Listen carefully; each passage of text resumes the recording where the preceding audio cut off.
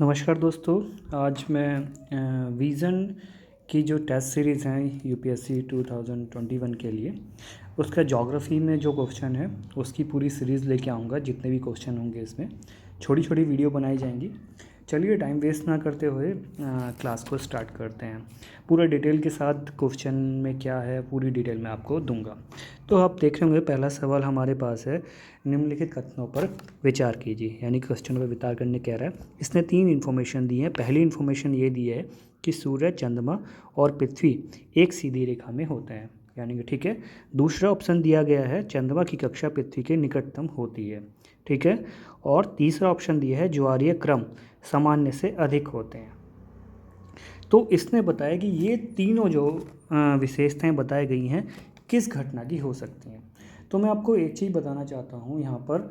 चंद्रमा, पृथ्वी क्या होता है, पृथ्वी और चंद्रमा और सूर्य, यहाँ पे ये एक रेखा में की बात कर रहा है। एक रेखा में होने से जैसे कि आप ये चीज़ भी कर सकते हैं। मान लीजिए आप बीच में आप खड़े हैं और आपके दोनों हाथ, एक फ्रेंड राम खींचे, दूसरा लक्ष्मण फ्रेंड आपका हाथ खींचे, तो उससे आकर्षण बल होता है, यानी कि दोनों अपनी तरफ खींचते हैं। तो उसी तरह से पृथ्वी, चंद्रमा और सूर्य जब तीनों एक ही दिशा में होते हैं तो उनके बीच में आकर्षण बल पैदा होता है, ठीक है।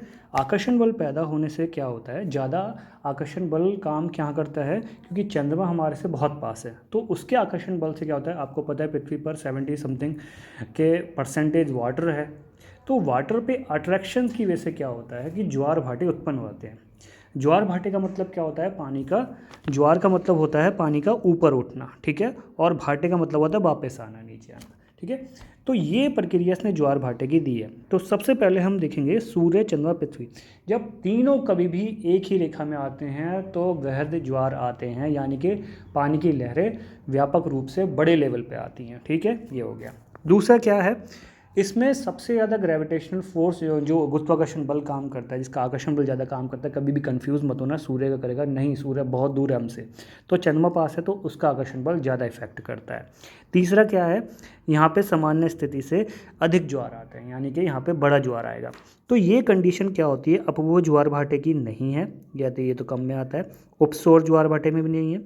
उपव्यय बृहद, बृहद मतलब ज़्यादा, तो इसका जो आंसर है आपका ये वाला है, यानी कि उपभू बृहद ज्वार घाटा, यानी कि ज़्यादा व्यापक बड़े लेवल पर ज्वार भाटे कब आते हैं, ये उपभू ज्वार भाटे की कंडीशन होती है। और एक चीज़ इसमें क्या होता है, ये जो ज्वार भाटे आपके आएंगे पूर्णिमा, ठीक है, या अमावस्या के दिन ही ये कंडीशन आपको देखने की मिलेगी।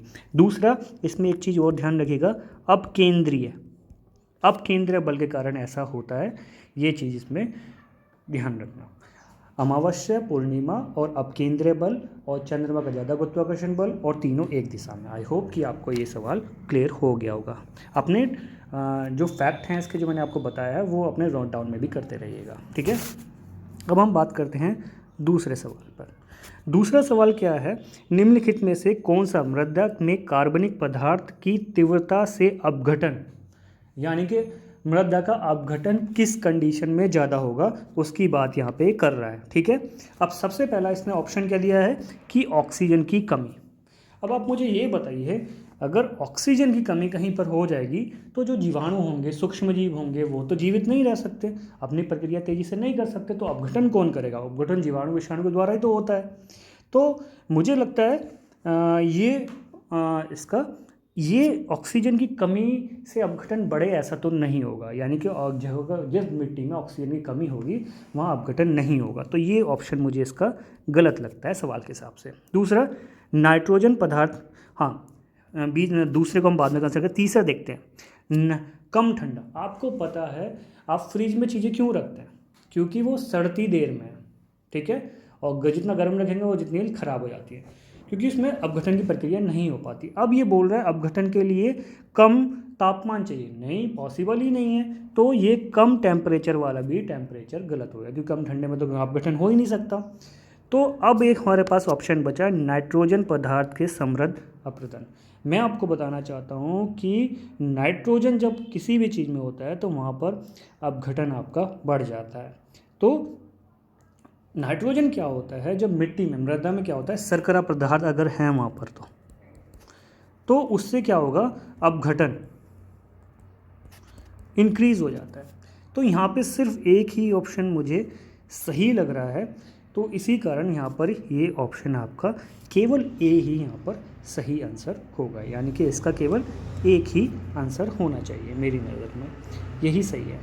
एक चीज़ और बताता हूँ, अपघटन अम्लीय में जैसे नहीं होता, यानी कि pH 7 से नीचे नहीं होना चाहिए, ये भी एक अलग से फैक्ट है। आई होप कि आपको चारों फैक्ट कंप्लीट हो गए होंगे। अब हम बात करते हैं तीसरे सवाल की, ठीक है। तीसरा सवाल हमारा क्या कह रहा है, ये भारतमाला परियोजना है, करंट भी कह सकते हैं या एक दो साल 3 साल पुराना भी है। एक्चुअली क्यों ये इम्पोर्टेंट हुआ, एक्चुअली क्या था, जब इसका टारगेट रखा गया था तो उसमें बोला था 2021 और 22 तक इसका पहला चरण, फर्स्ट चरण पूरा किया जाएगा, बट ऐसा हो ही नहीं पाया उसको। अब ये मुझे लगता है ये 2025-26 में ये होगा। इस कारण ये पुरानी होने के बावजूद भी भारतमाला परियोजना विज़न वालों ने इसमें ये क्वेश्चन दिया है। चलिए इसकी हम बात करते हैं। इसमें क्या है, भारतमाला परियोजना का टारगेट क्या था मैं आपको समझा देता हूँ। 2021-22 तक इसका पहला चरण पूरा करना था, बट वो अनफॉर्चुनेटली हुआ नहीं है, वो जाके अब होगा 25-26 में, ठीक है, वो चीज़। अब इसमें क्या हैं, 6 इसके घटक हैं, 6 घटक हैं, याद रखना 6 घटक हैं। 6 घटक में कौन कौन से हैं, पहला तो है आर्थिक गलियारा, यानी कि आर्थिक, ये तो सोचने वाली बात ही नहीं है भाई, जब आप ट्रांसपोर्ट पे काम कर रहे हो, सड़क पे काम कर रहे हो, तो आर्थिक रूप से तो करोगे ही, ठीक है। आर्थिक गलियारे के ऊपर काम करने को बोल रहे हैं, ये इसका पहला घटक है। दूसरा घटक क्या है, दूसरा घटक इसमें दिया गया है आपका फीडर सड़कें, दूसरा में फीडर सड़कें दिया गया है। और तीसरा है उसमें घटक रास्ते गलियारे की दक्षता में सुधार की बात कर रहा है। चौथा क्या है, अंतर्राष्ट्रीय संपर्क हो जाएगा, ये भी हो जाएगा। और एक चीज़ और याद रखिएगा, भारतमाला परियोजना जो थी बंदरगाह से संबंधित है, बंदरगाह के आसपास की जितने भी रोड्स हैं उनको मिलाने की बात की गई थी, ठीक है। और एक्सप्रेसवे तो ऑब्वियसली हो गई। तो इसमें 6 घटक है, एक बार मैं और रिपीटेशन कर रहा हूँ, आप नोट डाउन कर लीजिएगा। पहला क्या है, आर्थिक गलियारे का विकास करना था, ठीक है। दूसरा है अंतर गलियारे और फीडर सड़कें, ठीक है। तीसरा है राष्ट्रीय गलियारे की दक्षता बढ़ाना था। चौथा है सीमा और अंतर्राष्ट्रीय संपर्क की बात कर रहा है। और फिफ्थ है तटीय और बंदरगाह संपर्क की बात कर रहा है। और सिक्स्थ है एक्सप्रेसवे। तो ये पाँचों के पाँचों इसलिए इम्पोर्टेंट हो जाते हैं। भारतमाला पुराना प्रोजेक्ट है, लेकिन इस 2021 परीक्षा के लिए इम्पोर्टेंट हो सकता है, क्योंकि इसने अपना जो फर्स्ट चरण पूरा करने का टारगेट रखा था वो पूरा नहीं कर पाया। आई होप कि आप समझ गए। अब हम देखते हैं कि इसका ऑप्शन कौन सा सही होगा। पहले ऑप्शन में क्या दिया गया है, आर्थिक गलियारे का विकास, ये तो है ही हमारे घटक में। सीमा और अंतर्राष्ट्रीय संपर्क सड़कें, ये भी हमारे ऑप्शन में है, ठीक है। बंदरगाह सड़कों का संपर्क, ये भी हमारे उसमें में। एक्सप्रेसवे का है। तो आई होप कि ये चारों के चारों यहाँ पर हैं। तो इसका आंसर हमारा C option is a right answer. चलिए हम दूसरे पेपर पे चलते हैं, यानी कि अब हम 4th क्वेश्चन पे चलते हैं, ठीक है। तो ये है हमारा सिंपल सा क्वेश्चन है, अगन्य चट्टानों की बात कर रहा है। मैं आपको एक नॉर्मल सी चीज़ बता देता हूँ, अगन्य चट्टानें सबसे पहले बनती हैं। चट्टानें कैसे बनती हैं, मैग्मा से बनती हैं, ठीक है। मैग्मा के जमने से जो भी होगा, ज्वालामुखी क्रियाएं होंगी, मैग्मा जमने से सबसे पहले जो चट्टानें बनती हैं वो मैग्मा चट्टानें बनती हैं। तो ये चीज़ एक बेसिक सा आप कॉन्सेप्ट इसको याद रखना, ठीक है। इनका निर्माण पृथ्वी की सतह के साथ साथ गहराई में भी हो सकता है। तो सोचने वाली बात ही नहीं है भैया, जब ज्वालामुखी क्रिया है, ज्वालामुखी ये तो है नहीं कि ऊपर से होती है, आंतरिक रूप से मैग्मा जमता है जब घनत्व के कारण, प्रक्रियाओं के द्वारा। तो मैग्मा बीच में भी तो जम सकता है रास्ते में ज्वालामुखी के, और बाहर भी जम सकता है, जैसे कि ये प्रक्रिया होती है, ये ज्वालामुखी है यहाँ से निकल रही हैं, तो मैग्मा यहाँ भी तो जम सकता है और यहाँ भी जम सकता है, तो दोनों जगह जम सकता है। तो पहला ऑप्शन मुझे लगता है अगन्य के लिए सही होगा। यह जीवाश्म रहित होता है। जीवाश्म क्या होता है, जीवाश्म मैं आपको बता देता हूँ। मान लीजिए कोई पेड़ है, वो पृथ्वी के अंदर, मिट्टी के अंदर बहुत 100 साल, 200 साल, हज़ारों साल के लिए जम गया, तो उससे पेट्रोलियम, गैस, इस तरह की चीज़ें बन जाएंगी, ठीक है। यानी कोई जम गया तो सड़ गल के अपघटन हो गया उसका, ये सब बन जाएगा। अब इसने क्या किया है, जीवाश्म रहित होता है, यानी कि इसने बताया, मना किया है कि यहाँ इस क्षेत्रों में जहाँ पे भी अगन्य चट्टानें मिलेंगी वहाँ पे जीवाश्म नहीं हो सकता, यानी पेट्रोल, डीजल, ये सब इस तरह की चीज़ें नहीं मिलेंगी। तो ये सही कह रहा है। क्यों सही कह रहा है, आपको पता है जब मैग्मा निकलता है उसका 800 पता नहीं बहुत ज़्यादा टेम्परेचर होता है, मान लीजिए कोई इसमें जीवाश्म में टुकड़े भी हो तो जल जाएंगे, फिनिश हो जाएगा, तो वहाँ तो मिलने की संभावना होती नहीं है।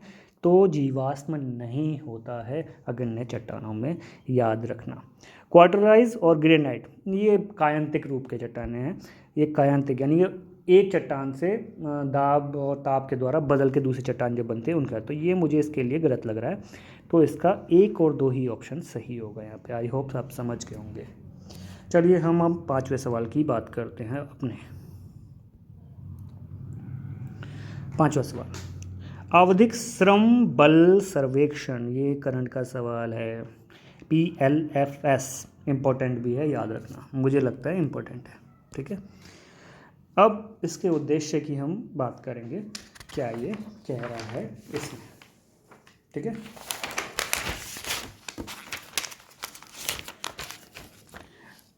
एक चीज़ आपने सुनी होगी, पहले ऑप्शन पढ़ लेते हैं फिर हम कैलकुलेट करेंगे। इसका उद्देश्य शहरी और ग्रामीण भारत में दोनों में श्रम और रोजगार, यानी कि इसने बोला है शहर में भी और गांव के क्षेत्रों में भी श्रम रोजगार जो काम मिलता है और बेरोजगारी, ठीक है, रोजगार संबंधी श्रम और रोजगार, काम मिलना और रोजगार कितना मिला उसके आंकड़े पब्लिश करता है। दूसरा क्या है, इसको NSO संचालन करता है, नेशनल स्टैटिस्टिकल ऑफिस जो भी होता है NSO संचालित करता है। अब देखते हैं, मुझे लगता है क्या इन्फॉर्मेशन होनी चाहिए, ठीक है। सबसे पहले तो आपको पता होना चाहिए ये 2018-19 के लिए लाया गया था, ठीक है, ये लाया गया था, और ये डिजिटल है, यानी कि कंप्यूटर पे सारी इन्फॉर्मेशन मिलती है, और इसको 2017 में स्टार्ट किया गया था, रिपोर्ट इन सालों की आई थी, ठीक है। 2017 में बोल दिया था कि ये PLFS आएगा, और एक चीज़ और, इसको NSO द्वारा ही किया जाता है, तो ये ठीक है।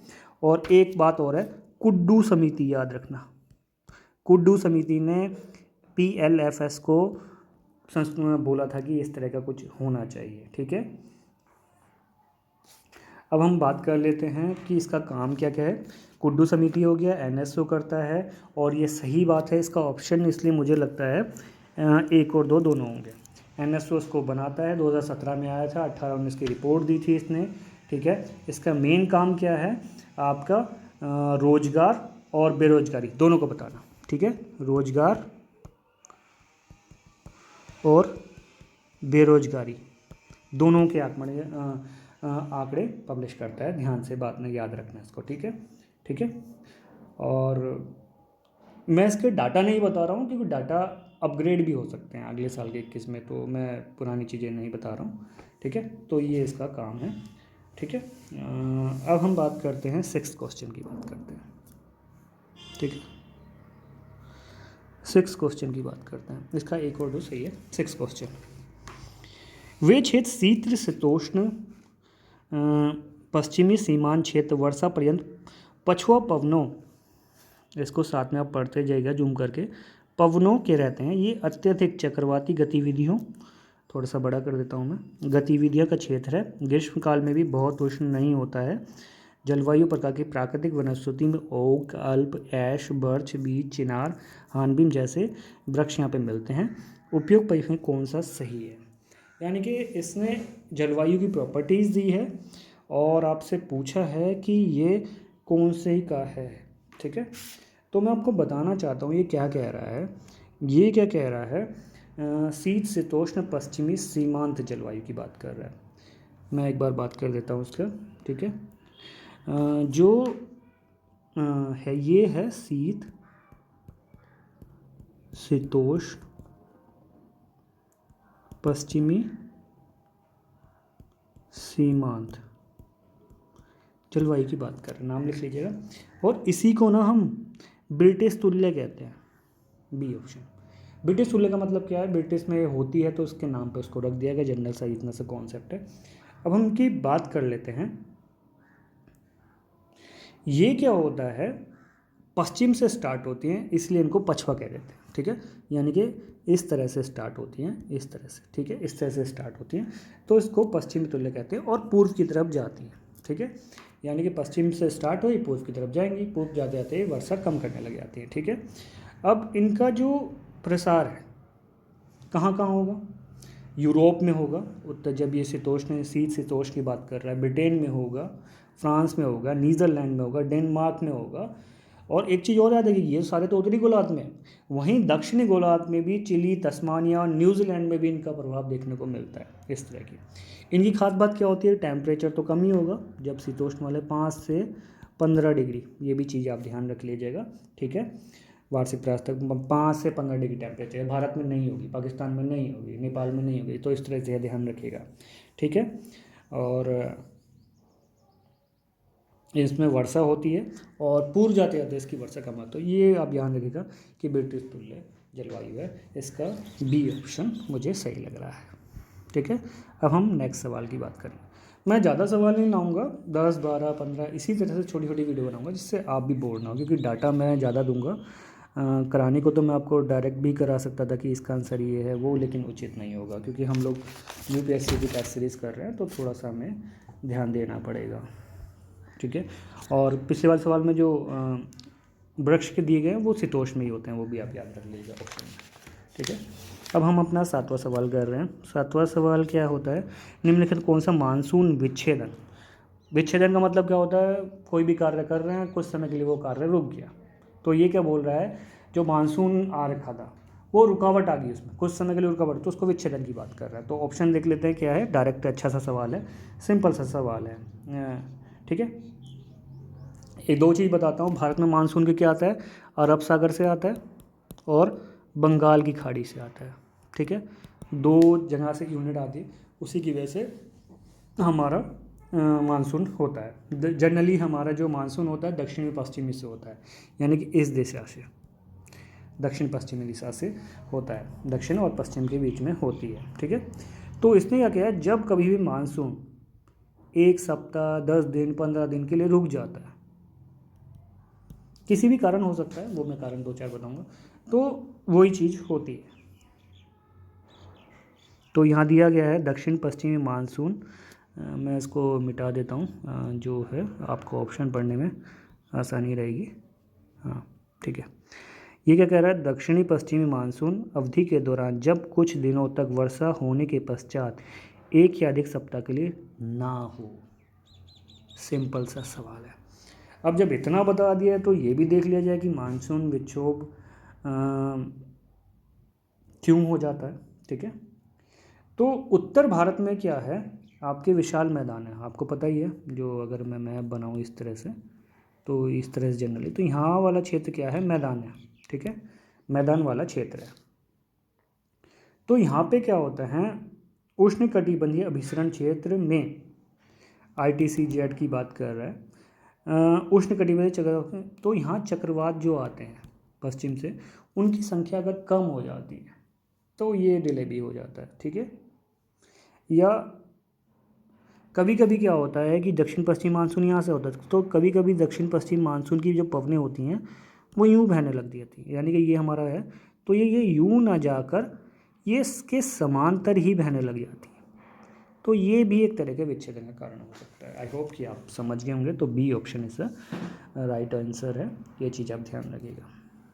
तो अब हम बात करते हैं 8वें सवाल की। हाँ, ये थोड़ा सा स्टैटिकल ज्योग्राफी का सवाल है। आपने सुना ही होगा, अल्फ्रेड वेगनर ने प्लेट विवर्तनिक का सिद्धांत दिया था। प्लेट विवर्तनिक का सिद्धांत क्या था कि पूरा जो पृथ्वी है, जितने भी लैंड है, वो एक साथ जुड़े हुए थे, पैंथेलास था, पैंजिया था, पूरा उसको बोलते थे। तो वो कॉन्सेप्ट इसने बताया है कि, तो इनमें ऑप्शन क्या दिए गए हैं कि जब ये पृथ्वी के टुकड़े अलग अलग हुए, अफ्रीका बना, एशिया बना, उधर अमेरिका बना, अगर हम सारों को एक साथ जोड़ के देखें तो सिमिलरिटी दिखती है, जीवाणु में भी सिमिलरिटी दिखती है, चट्टानों में सिमिलरिटी दिखती है, उनको जोड़ के देखा जाए तो संरचना में भी सिमिलरिटी रखती है। तो वो सवाल इसमें दिया गया है, तो ये एक स्टैटिस्टिकल लेवल से बात है, उसके हम ऑप्शन से ही इसको आंसर को निकालने की कोशिश करेंगे। मैंने आपको डिटेल आपको दे दी है, और जो भी मैं डिटेल दे रहा हूँ मोस्ट इंपॉर्टेंट है, अपना लिखते रहिएगा, आपसे इस पर बाकी क्वेश्चन भी बनते रहेंगे। दक्षिणी अमेरिका की बात कर रहा है, दक्षिणी अमेरिका, अफ्रीका, अगर आप दोनों के तट मिलाएंगे, अफ्रीका की मैं पश्चिम की बात कर रहा हूँ और अमेरिका का पूर्वी हिस्सा अगर एक साथ मिलाएंगे तो एक साथ मिल जाएंगे वो, ठीक है। तो ये ऑप्शन सही है। दूसरा, उद्गम चट्टानों की अनुपस्थिति के बावजूद धाना के तट पर सोने से, अगर आप ब्राज़ील में देखेंगे, ब्राज़ील में दिखता है सारी चीज़ें, ठीक है, ब्राज़ील में सोने खाने मिलती हैं, वहीं धाना में भी कुछ कण सोने के मिलते हैं। इसका मतलब एक जैसी चट्टानें मिल रही है, वहाँ दक्षिण अमेरिका, इधर अफ्रीका, तो ये भी एक सिमिलरिटी वाली बात करते हैं। और समान जीवाश्म, तो मुझे लगता है इसके तीन ऑप्शन ही सही हैं। अब हम बात करते हैं 9वें सवाल की अपनी।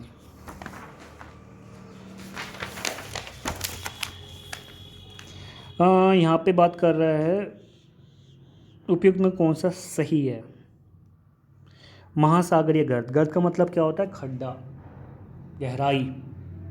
जैसा आपको पता होगा पृथ्वी का सबसे गहरा खोजा गया क्षेत्र मैरियाना गर्त है, ठीक है, इससे भी ज़्यादा हो सकता है, लेकिन अभी फ़िलहाल खोजा जो गया है वो मैरियाना गर्त होता है, यानी कि गहराई वाला क्षेत्र की हम यहाँ पे बात कर रहे हैं, ठीक है।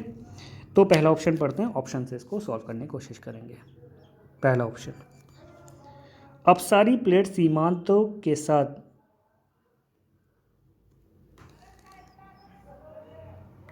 अपसारी प्लेट क्या होती हैं, प्लेट्स जो पृथ्वी है सब प्लेटों पर बनी हुई है, तो या तो प्लेट टक्कर करती हैं, अभिसरण होता है, या एक दूसरे से दूर जाती है, दो प्रक्रिया द्वारा होता है। तो इसने क्या किया, अपसारी प्लेट सीमाओं के साथ व्यवस्थित हो, बस सी बात है, जो भूकंप या जो भी संकीर्ण दरार पड़ेगी किनारे तो पड़ेगी, पूरी प्लेट तो नहीं टूट जाएगी। तो पहला ऑप्शन मुझे इसका सही लग रहा है, पहला ऑप्शन विचार की तो अपसारी सीमांत सीमाओं के साथ व्यवस्थित होते हैं। इस क्वेश्चन में मुझे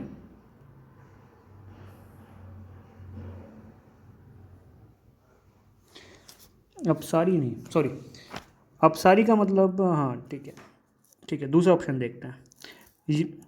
वे संक्रिय ज्वालामुखी और प्रबल भूकंप से समृद्ध होते हैं, ये तो सही बात है, जहाँ ज्वालामुखी आएंगे वहीं चट्टानों में क्रैम्प पड़ेंगे, भ्रंश घाटी बन सकती है, तो इस तरह से चीज़ें बनेंगी, तो ये सेकंड ऑप्शन में तो 100% श्योर हूँ। थर्ड की बात करते हैं, टोंगा गर्त और मैरियाना गर्त प्रशांत महासागर, ये तो सिंपल सवाल है।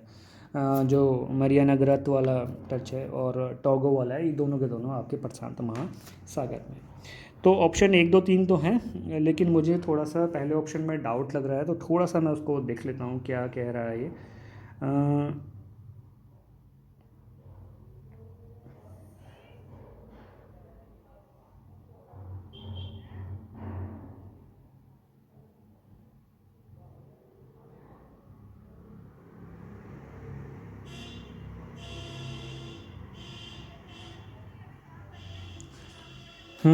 वही जो मैं सोच रहा था, ये अपसारी, ये अभिसारी होगा, अभिसारी के लिए प्रॉपर्टी होती है, तो अपसारी के लिए प्रॉपर्टी नहीं हो, तो ये ऑप्शन मुझे गलत लग रहा है।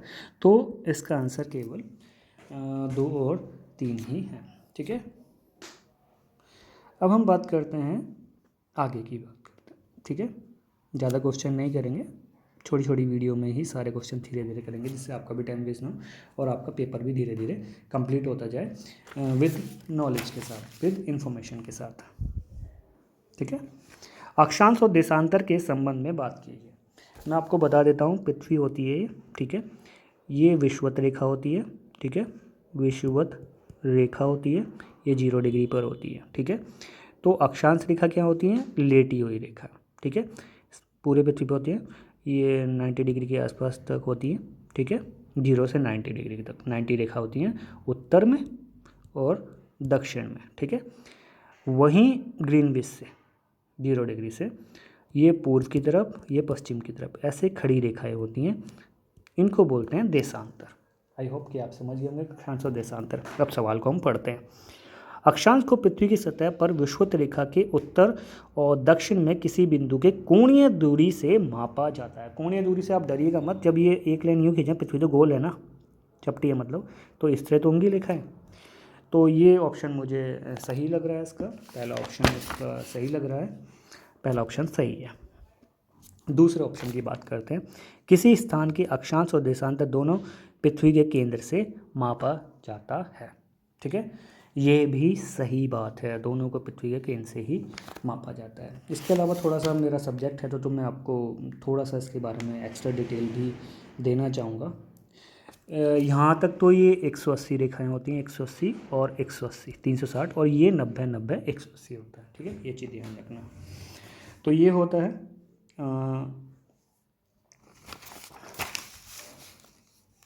ठीक है, तो ये होता है। तो इसका ऑप्शन कौन सा होगा? C option is the right answer. 1 और 2 इसके आंसर है।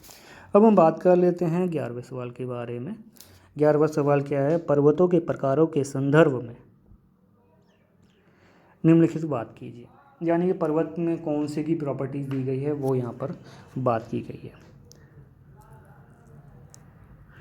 देखिए, मैं आपको एक चीज़ बता देता हूँ। तनाव क्या होता है? मान लीजिए कि ये रस्सी है, ए यहाँ से, बी यहाँ से, ये अपनी तरफ खींच रहा है, ये अपनी, तो यहाँ पे तनाव उत्पन्न हो जाएगा। मान लीजिए कि कोई वस्तु इधर और कोई ये इधर, दोनों इधर बढ़ रहे हैं, तो जब दोनों मिलेंगे तो यहाँ पे संपीड़न होगा। ये चीज़ दोनों याद रखिएगा।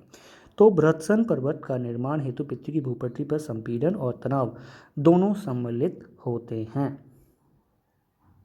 ठीक है, यानी कि इस तरह का पर्वत क्या है? दो प्लेट है, एक दूसरे टकरा रही है, ऑब्वियस सी वाला पर्वत बनेगा ही। ये एक दूसरे दूर जा रही हैं तो मैग्मा बाहर निकलेगा, ऑब्वियस सी बात है, बनेगा ही बृहत्सन पर्वत। ठीक है, धंसना या बाहर उठना इस तरह की बात होगी, तो बृहत्सन पर्वत के लिए सही है। अब इसमें वलित पर्वत के लिए, वलित पर्वत क्या होता है? फोल्डेड पर्वत होते हैं, जब चट्टानें एक दूसरे के तरफ संपीड़न होता है। तो यहाँ पे क्या गया? वलित पर्वत का निर्माण में मुख्य रूप से संपीड़न सम्मिलित होता है।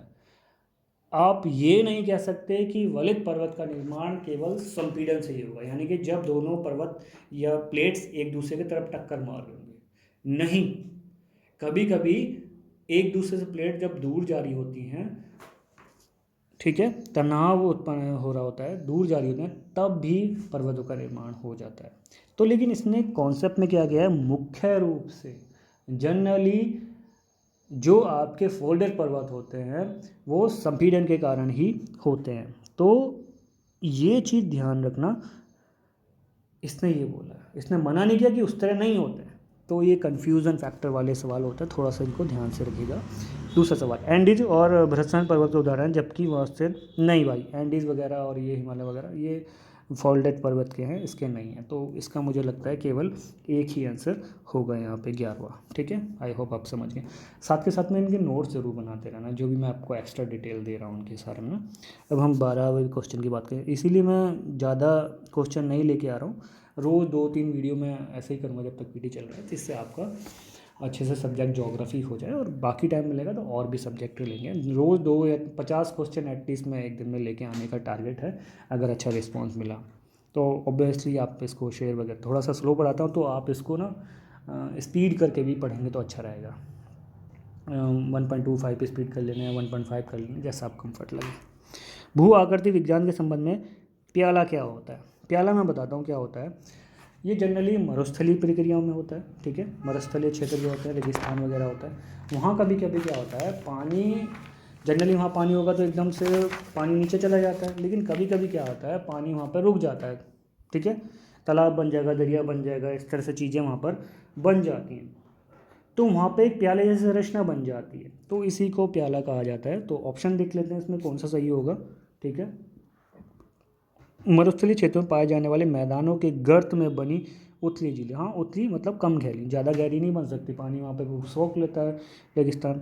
पहला ऑप्शन मुझे सही लग रहा है, तो बाकी देखने की ज़रूरत ही क्या है, फिर भी देख लेते हैं। पिछले और हिमनन, हिमनन से क्या मतलब होगा भाई? कैंसिल, हिमनन द्वारा आकर्षित, ये कैंसिल। जब पता है हमें मरुस्थलीय क्षेत्रों में है तो कहाँ से होगा? तो पहला ऑप्शन ही सही है, ज़्यादा टाइम वेस्ट करने से फ़ायदा क्या है। चलो फिर आगे चलते हैं, 15 तक हम सवाल करेंगे। ठीक है, अगला सवाल हमारे पास है 13। निम्नलिखित कथनों में से कौन सा पश्चिमी विक्षोभ से संबंधित? पश्चिमी विक्षोभ से मतलब क्या होता है? जैसे कि हम है भारत में, अगर भारत में मिस्र ब्रिटेन की तरफ से पश्चिम, हमारे पश्चिम की साइड से पवन आ रही है, तो वो पश्चिम विक्षोभ होता है, पश्चिम साइड से विक्षोभ आ रहा है, तो वो चीज़ होता है। तो बात कर रहे हैं, तो इसका थोड़ा सा हम डिटेल देख लेते हैं। पश्चिमी विक्षोभ क्या होता है? ये समशीतोष्णीय चक्रवात होते हैं, ये ब्रिटेन के भूमध्य सागर के आसपास से चलते हैं वहाँ से ट्रैवल करते करते आते हैं और भारत में ये पहुँचते हैं। ठीक है, भारत के पश्चिम में से आते हैं ये और हिमालय होते हुए आपके फिर ये पूर्व की दिशा में गमन करते हैं। इतना ध्यान रखना है, ये एशिया, पश्चिमी एशिया, ईरान, अफगानिस्तान, पाकिस्तान को पार करते हुए भारत के पास आते हैं। बीच में कहीं से जहाँ भी इनको समुद्र दिख जाता है वहाँ से पानी इकट्ठा ले लेते हैं। तो और इन्हीं आपदाओं के कारण क्या होता है, हमें पश्चिमी जेट स्ट्रीम आती है। मैं आपको एक थोड़ा सा बना के दिखा देता हूँ क्या होता है जनरली। जैसे कि ये भारत वाला हिस्सा है ना, तो इस तरफ से ये आती है। ठीक है, इन्हीं कारण हम यहाँ पर चक्रवात उत्पन्न होते हैं। चक्रवात की बारिश जो होती है वो बाद में इस चीज़ में पूरा बताऊँगा जो भी चीज़ होता है। तो यहाँ से ये होता है। तो ये पूर्वी सागर के ऊपर उत्पन्न होने वाले हल्के चक्रवातों का अवदाव है। ये तो मुझे नहीं, इसमें क्या पूछा गया, ठीक है, ये पूर्वी सागर के ऊपर उत्पन्न होने वाले हल्के चक्रवात का अवदाव है। हाँ, चक्रवात उत्पन्न होते हैं, सही ऑप्शन। ठीक है, दूसरा, रात में सामान्यतः अचानक गिरावट नहीं।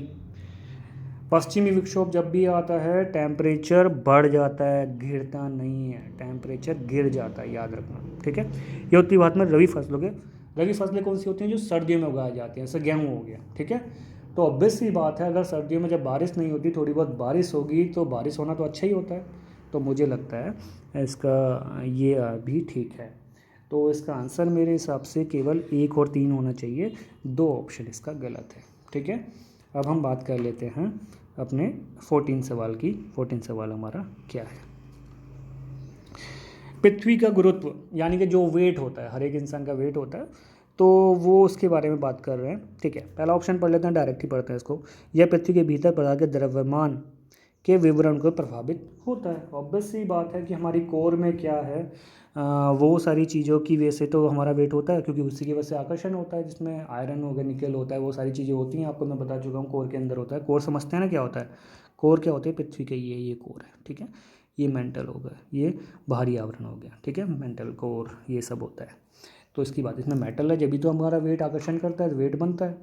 अंतरिक्ष में ऐसा नहीं होता, तो इसलिए उड़ते रहते हैं। ठीक है, आकर्षण नहीं है।